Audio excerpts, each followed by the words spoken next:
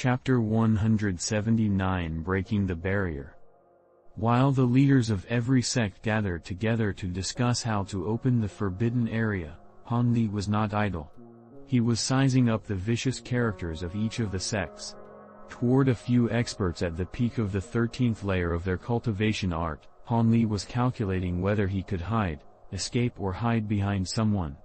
Han Li absolutely didn't wish for another battle like the one he had with senior martial brother Lu and exhaust every last drop of magic power.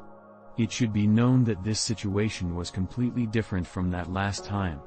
This time, he didn't face a single enemy, but rather great numbers of red-eyed cultivators. If he did not preserve his strength and continuously maintain his power to strike back, he would certainly be one of the first to be eliminated. While he was looking from the side and pondering, Han Li suddenly felt as if someone was staring at him. He was slightly alarmed and could not help but return the gaze. A female disciple from the Spirit Beast Mountain was somewhat evasively looking at Han Li. After seeing her beautiful face, he unexpectedly felt somewhat familiar with her. Han Li was shocked. He recognized that woman. A slim figure appeared from the depths of his memory. It's her. The girl who sold me the golden sincerity brush at the Great South Valley. How did she enter Spirit Beast Mountain set and participate in this trial by blood and fire? The young woman was even more charming than he had remembered, causing him to be somewhat doubtful. However, her easily blushing face remained fresh in his memory, and he felt very favorable towards her. With this thought, he could not help but smile toward the young woman. It was obvious the young woman had clearly seen his smile since her two cheeks were suddenly flushed red. It seemed she was as easily embarrassed as before. The fully bearded man who stood behind the young woman seemed to notice the actions of Han Li and the young woman, and his complexion sunk. He suddenly said something to the young woman in a stern voice, and the young woman's expression immediately paled. She lowered her head silently, no longer daring to look towards Han Li's direction. That man did not let the matter go and stared at Han Li with a malicious gaze. Han Li wrinkled his brow. It seemed the days that the girl spent at Spirit Beast Mountain had been harsh. This fully bearded man was actually one of the vicious characters he had taken note of a moment ago, one of the disciples with a cultivation at the 13th layer. This young woman was being so carefully watched by him, it was certain she had suffered quite a bit. However, Han Li was not a person from Spirit Beast Mountain. Furthermore, once they were in the forbidden area, those who weren't enemies at the moment would become enemies. He naturally did not respond to the provocation and paid no attention to the grimace aimed at him. Han Li's action angered the bearded man until his face flowed with blood. However, he had no method to grab Han Li, and with no better option, he turned his head to the young woman and roared several words in a low voice, provoking the nearby Spirit Beast Mountain disciples until they raised their eyebrows. Most of them glanced at the young woman with a look of hatred. Han Li grew sullen and felt much pity toward the young woman. However, because he was separated by such a long distance, he was unable to clearly hear what the bearded man was saying. Because he did not want to wrong this young woman again, Han Li no longer incited this boor who knew no manners toward women. Though, Han Li was confident that he had sufficient methods to cause this person to seethe with anger without being able to retaliate. At this moment, each of the sect's martial ancestor finished their talks and returned to their sect's disciples. They then brought their juniors into the air, flying toward the famed forbidden area.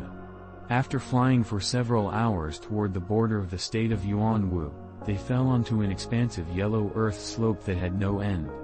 Apart from a pile of stones, not a single blade of grass could be seen. There was only a vast, endless yellow as far as the eye could see. Could it be here? Han Li and the others felt greatly surprised. This truly did not look like a place where spiritual objects of heaven and earth were nurtured. Several of the core formation experts gathered again to say a few words, then a tall and sturdy expert from the giant sword sect suddenly walked out alone. After he walked forward about 10 steps, he stopped. He extended his left hand, and yellow light surged forth from the floor. It was as if a yellow dragon sprung forth from the mud and condensed into a giant mud sword in his hand. With a finger from his right hand, he softly stroked the sword from the handle to its point. A bright white light shined along his finger, making the mud sword gray in an instant, turning it into a giant heavy stone sword. This skill of turning mud into stone was a mid-grade magic technique, causing the disciples of the seven sects to be astonished and widely opening their horizons. After this was done, the expert from the giant sword sect did not stop. Instead, he felt the sword in both hands and lowered his body. With a large shout, he threw the stone sword as fast as a meteor, sharply launching straight into the sky. This event shook the hearts of those who were present. When the stone sword barely flew the distance of several tens of steps, it immediately touched something.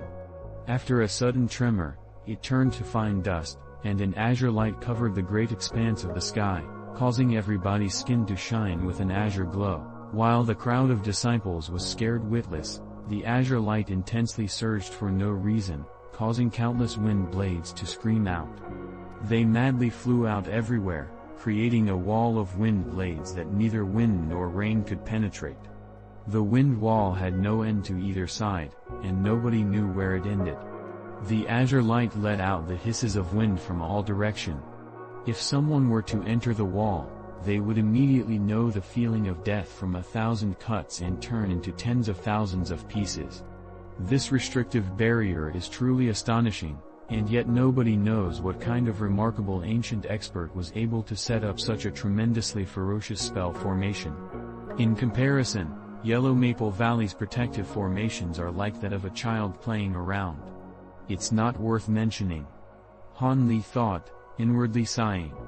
At this moment, the giant sword sex expert shook his head and walked back. The remaining leaders declared that the time had yet to come and told the disciples to first rest for a short time. They would open the forbidden area in a moment.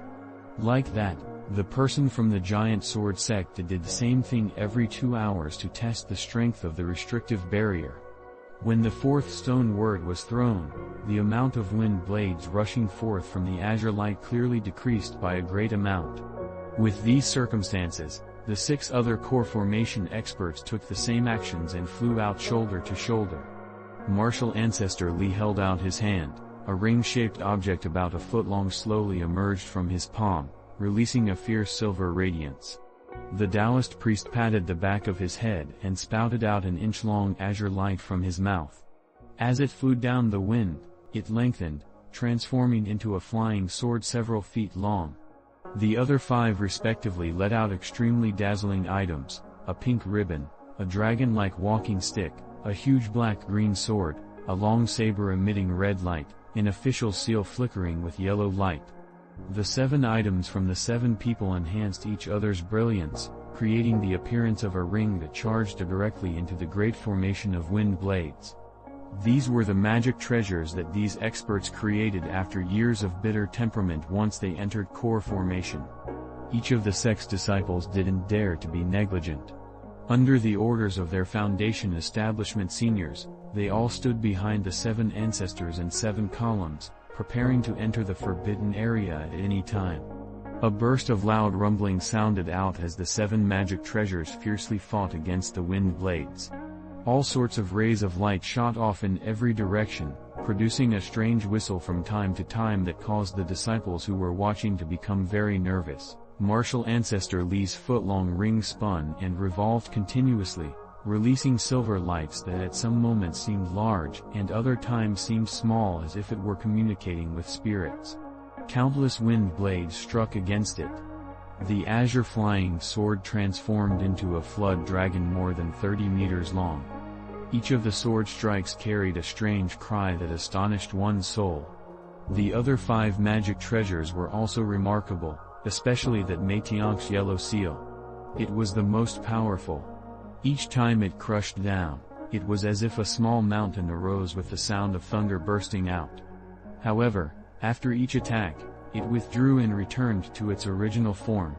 Furthermore, its flight was slow and clumsy. Although the might of the 7 magic treasures were astonishing and the large formation wind blades considerably weakened, it was still incomparably strenuous. Every step toward the wind wall required a great amount of effort. Before long, Faint traces of sweat could be seen on the foreheads of these 7 experts. After 6 to 8 hours of fierce fighting, the 7 experts were sweating profusely. However, their magic treasures were finally winning, and they were able to beat open a passage in the wind wall about 3 meters wide. Nobody could see what existed beyond the passage. "Quickly enter. We won't be able to endure for long." The Taoist priest took the initiative to yell. Because he had the weakest magic power among the 7, he was also sweating the most. When the disciples of the 7 sects heard this, they dared not be negligent and flew into the passage in alternating turns. At that moment, everyone was silent with dark expressions. They all know that once they entered the forbidden area, everyone would immediately become an enemy of life or death. Even fellow apprentices from the same sect could not be trusted. Han Li stood in the middle rear of the column formations. In front of him was a giant sword sect disciple, and behind him stood a disciple from the saber transformation dock. The passage was not long, simply a distance of 60 meters away. In the instant Han Li flew out of the exit, the scene before him caused him to feel a moment of dizziness. Before his very eyes, the people behind him and the exit had disappeared without a trace.